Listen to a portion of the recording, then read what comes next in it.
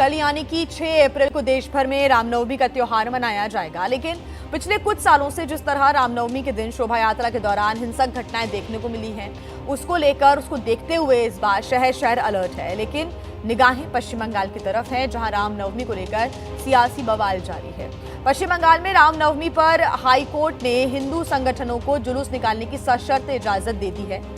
इस आदेश के बाद पश्चिम बंगाल सरकार ने सुरक्षा एजेंसियों को हाई अलर्ट पर कर दिया है। बता दें कि शोभा यात्रा को लेकर सुरक्षा बल यहां पर अलर्ट पर है, लेकिन रामनवमी को लेकर अलर्ट की ये तस्वीरें सिर्फ पश्चिम बंगाल की नहीं है, बल्कि देश के दूसरे हिस्सों से भी सामने आई हैं। फिलहाल तस्वीरें आपके सामने, क्योंकि यहां पर रामनवमी को लेकर जो तैयारियां हैं वो लगातार जारी हैं और रामनवमी को लेकर जो सुरक्षा व्यवस्था की तैयारियां हैं वो भी यहां पर चाक चौबंद है, क्योंकि एक तरफ सियासी बयानबाजी का दौर जारी है तो सुरक्षा के लिए पुख्ता इंतजाम किए गए हैं।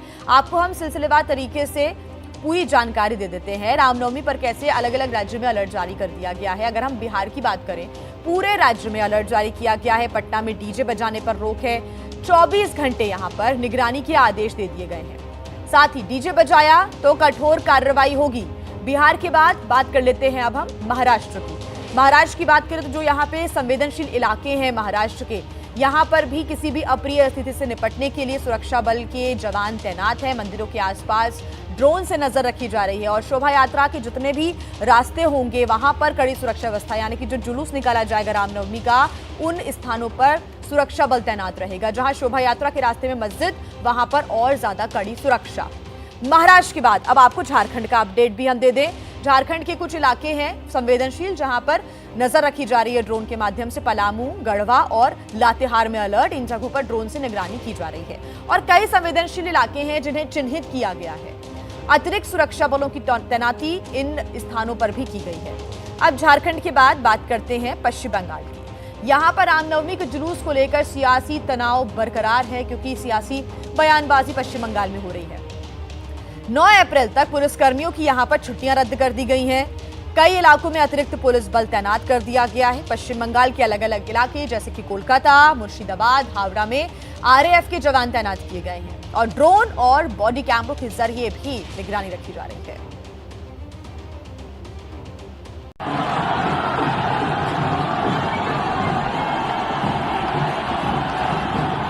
पश्चिम बंगाल में हिंदूवादी संगठनों की रामनवमी शोभा यात्रा की राह के रोड़े दूर हो गए हैं। पिछली बार की तरह अब की बार भी हावड़ा में कुछ इसी तरह से भव्य और दिव्य जुलूस निकलेगा। भगवा झंडे लहराए जाएंगे, जय श्री राम के नारे लगाए जाएंगे।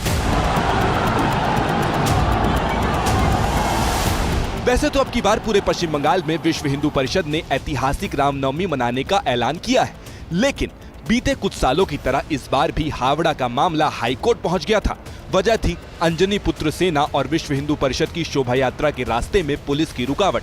पुलिस ने दोनों संगठनों को वैकल्पिक रास्ते सुझाए थे, जिसके खिलाफ वो अदालत गए और अब वहां से फैसला हिंदू संगठनों के हक में आया है।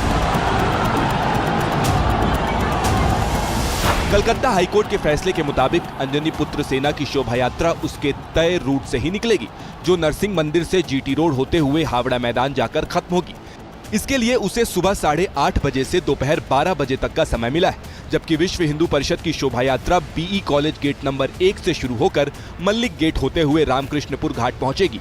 उसे दोपहर 3 बजे से शाम 6 बजे का समय दिया गया है। इस दौरान जुलूस के शांतिपूर्ण आयोजन की हिदायत दी गई है। साथ ही इसमें किसी को कोई हथियार ले जाने की इजाजत नहीं होगी, सिर्फ झंडे और प्लास्टिक के गदे ले जा सकते हैं।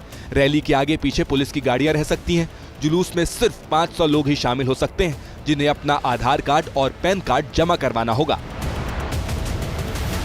पुलिस ने हिंदूवादी संगठनों को उनके सालाना रूट से जुलूस की इजाजत नहीं दी थी, क्योंकि उन पर पिछली बार शोभा यात्रा की शर्तों के उल्लंघन का आरोप लगा था।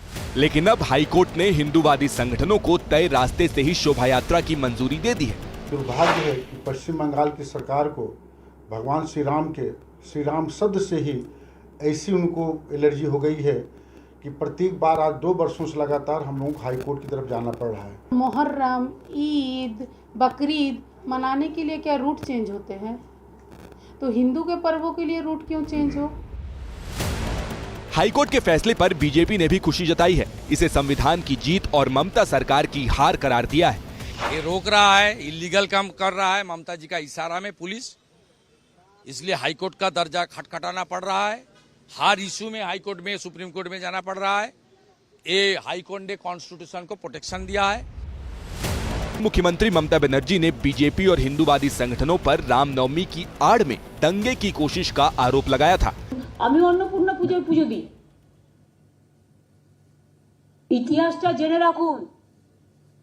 যারা মিছিলের নাম করে দাঙ্গা করেন অস্ত্রশস্ত্র নিয়ে, অস্ত্রশস্ত্র যে কোনো পাঞ্জাবিরাও কৃপার নেয়, আপনিও সিস্টেম অনুযায়ী নিশ্চয়ই করতে পারবেন পুলিশের রেস্ট্রিকশন মেনে।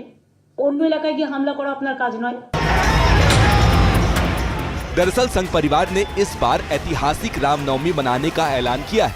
विश्व हिंदू परिषद ने रामनवमी के दिन 2000 से ज्यादा रैलियां, 200 झांकियां और पूरे राज्य में 5000 जगहों पर श्री राम महोत्सव मनाने का संकल्प लिया है।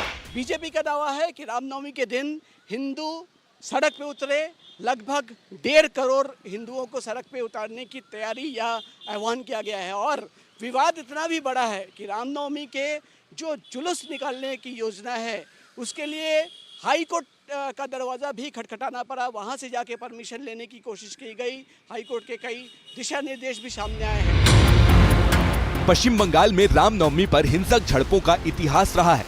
इस मौके पर अलग अलग इलाकों में हिंसा भड़कती रही है, जिसके लिए बीजेपी और टीएमसी के नेता एक दूसरे को जिम्मेदार ठहराते हैं। सरस्वती पूजा गई हो, महाशिवरात्रि हो, कृष्ण जन्माष्टमी हो, दुर्गा पूजा हो, गणेश चतुर्थी हो, ऐसे अनेकों हमारे कार्यक्रम हैं जो होते हैं, उसमें शांति बनी रहती है।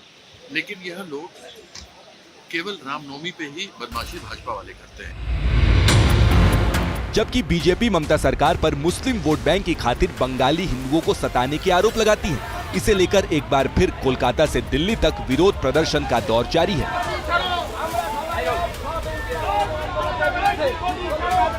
ये दिल्ली की तस्वीर है, जहां पश्चिम बंगाल के बीजेपी अध्यक्ष और केंद्रीय मंत्री सुकांत मजूमदार ने ममता सरकार के खिलाफ विरोध प्रदर्शन किया।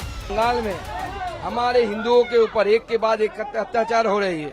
बंगाल में एक के बाद एक हिंदुओं के ऊपर आक्रमण हो रहे हैं, मंदिर तोड़े जा रहे हैं, दंगा हो रहे हैं, और ये ममता बनर्जी करा रही है।